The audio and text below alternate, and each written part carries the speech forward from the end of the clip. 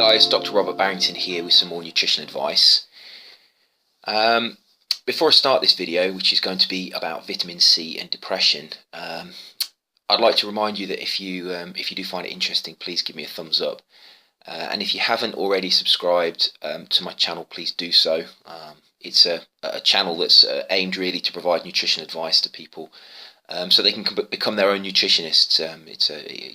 There's plenty of videos on there on all different types of topics. So if you haven't already done so, please subscribe. So let's get back to the topic of this video. It's a very interesting topic, and I wanted to cover it because quite often the very simple things are often overlooked.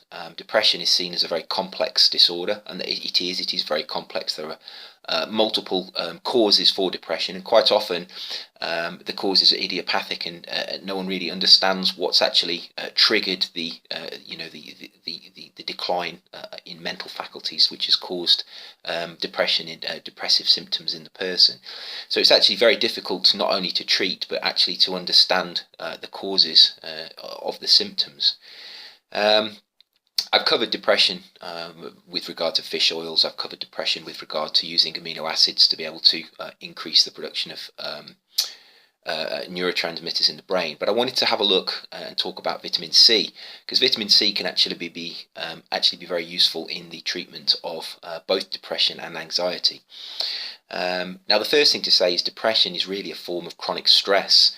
And it is known that stress can activate the immune system. There is an activation of the immune system in those people who have long-term depression, and that chronic activation of the immune system causes inflammation, and that inflammation can actually deplete the body of antioxidants. So those people who have depression and those people who have anxiety are in a state of chronic stress, and they therefore have a depletion of their antioxidant status. So it's very important that those people eat a very high quality diet that contains a lot of antioxidants.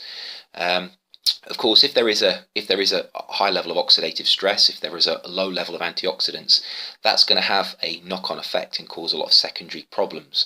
And one of the things it can do is, for example, it can cause damage to cell membranes. There can be a lipid peroxidation in the cell membranes. The antioxidant defenses become depleted, and over time, cellular dysfunction can occur. And if those antioxidant defenses in the cell membranes allow lipid peroxidation to occur and the cell membranes become damaged, there can actually also be a decrease in the amount of omega-3 fatty acids in those cell membranes. The fats themselves become actually dysfunctional, and this can actually exacerbate the inflammation and cause secondary disease. So it's very important that once depressive symptoms are present, that antioxidants are a main part of the diet, and there is an association between vitamin C and depression, and in some cases anxiety as well. Now, it's not exactly clear what the relationship is, but it's been known that there is a relationship between vitamin C and certain neurotransmitters. Now, vitamin C is required for the synthesis of many of the neurotransmitters in the brain that are required for mental health. So if we look at serotonin is manufactured by a monooxygenase enzyme, and that monooxygenase enzyme uses a metal ion in order to be able for the reaction to proceed, and that metal ion is dependent on vitamin C in order to be able to keep it in a particular state within the brain. So vitamin C is required for the synthesis of serotonin. If we look at noradrenaline, adrenaline and dopamine, which are three other very important neurotransmitters in the brain, what we find is that they too are synthesized through a very similar monooxygenase enzyme. And this monooxygenase enzyme also has a metal ion associated with it, and this metal ion is required to be kept in a particular state by vitamin C. So vitamin C is acting as a reducing agent, it's acting as an antioxidant in this reaction. So low levels of vitamin C are going to affect neurotransmitter synthesis. There is also another reason that vitamin C can be associated with changes in brain chemistry, and that's because these neurotransmitters, serotonin, dopamine, noradrenaline, adrenaline, they're degraded by monoamine oxidase enzyme systems. And these enzyme systems use molecular oxygen. They use oxygen to degrade the neurotransmitters. If there is a low level of antioxidants, including vitamin C, there is a chance that those degrading systems are accelerated because the oxygen is not kept in check, and that can actually decrease the amount of neurotransmitters in the brain. It's increasing the degradation of them.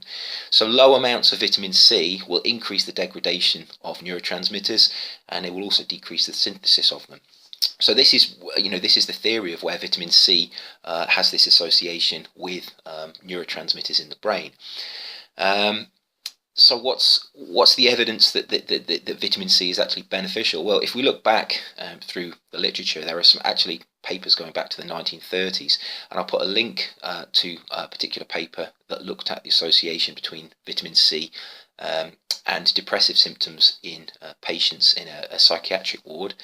And this paper was very interesting because it measured the vitamin C levels in the patients and found that they had what they described as a subscurvy.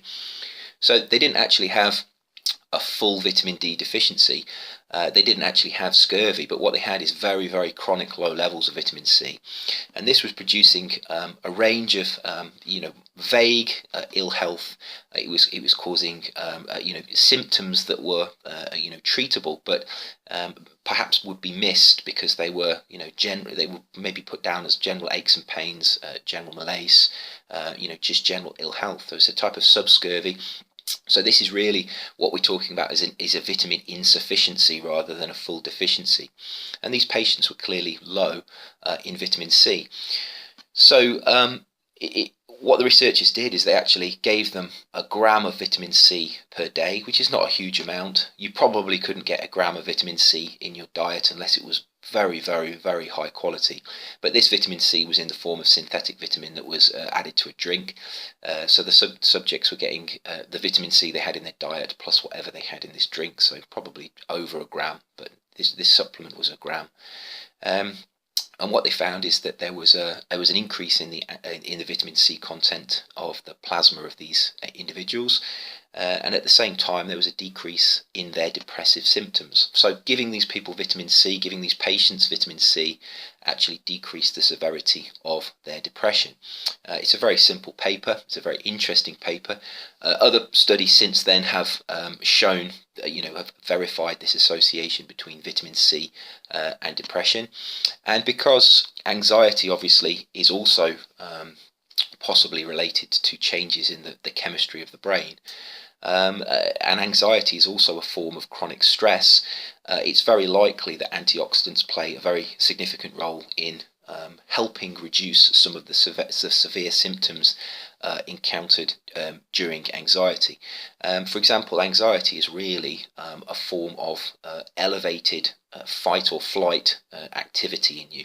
In other words, there is a component of adrenaline and noradrenaline there. Those people with general anxiety syndrome, those people that have the disorder that in a chronic but low level state have activation of these neurotransmitters on a kind of a long-term basis, and those people who have panic attacks tend to have generally they have very severe amounts of anxiety in a short period of time, but again it's related to the release of adrenaline. It's related to increases in adrenaline and noradrenaline levels, and this is why when you have a panic attack you get all of the symptoms of that you would get during the release of adrenaline, because that's what's causing the panic attacks. So you can actually decrease your adrenaline levels. You can calm yourself down by deep breathing. If you relax, if you do all the things that activates your parasympathetic system to decrease adrenaline levels, this is what most people who have panic attacks have learned to do in order to be able to control them. And therefore, if adrenaline and noradrenaline are related to anxiety, it would suggest that there is this component whereby there is an imbalance somewhere in the production or the breakdown of adrenaline, and this is one of the causes of anxiety. So this antioxidant link with depression and anxiety is quite well characterized, it's quite well written about, but the actual details are not fully understood. What I would suggest is the cause and the effect is not, it's difficult to say what's a cause and what's an effect of this. Does the depression come first, which depletes the antioxidants, or does a depletion in antioxidants cause the depression? It's very difficult to say because obviously brain chemistry is very difficult to monitor, it's very difficult to measure. Animal studies have shown and verified what people have found in humans, but again, it's still very difficult to understand. So what I would suggest is a very good strategy for those people that do suffer from anxiety and depression is really to make sure that you have a very high quality diet that contains lots of antioxidants. There is a principle of biochemical individuality, and just because somebody requires 1 gram of vitamin C does not mean that everybody will be able to, everybody has that same requirement. Some people clearly have much higher requirements for certain nutrients than other people.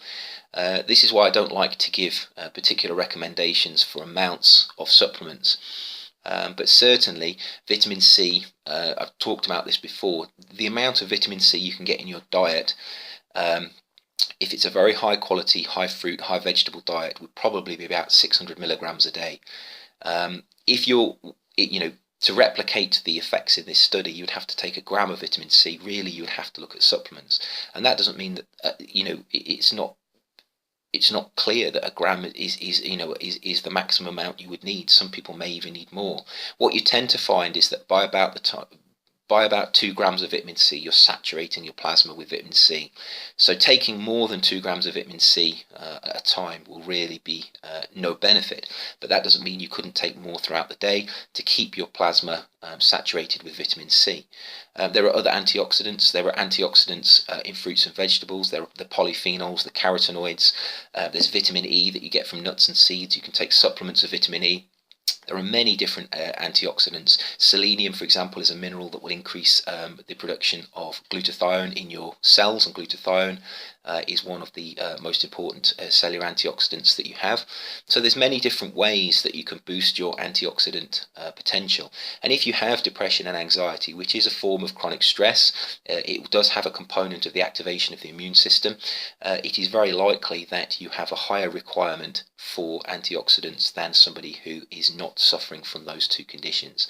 So I would very much recommend that whether you decide to use supplements or whether you decide to improve your diet, that you really focus one of the strategies on treating these really debilitating conditions is to focus really hard on getting a very high quality diet which is packed full of different types of antioxidants, so lots of different types of coloured fruits and vegetables.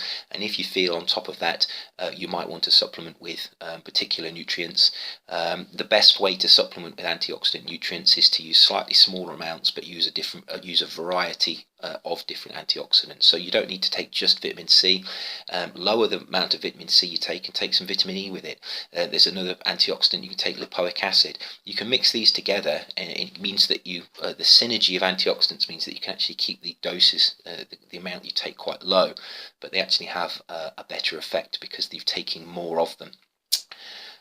So really what I'm saying is, antioxidants are very important, and they're particularly important for those people who have long-term depression and anxiety, and I think it's something that's worth considering, and it's certainly worth looking into. So I hope you found this interesting. If you liked the video, please give me a thumbs up. If you haven't already subscribed, please do so. As always, eat well, stay healthy, and protect yourself, and I will see you soon for another video. Take care.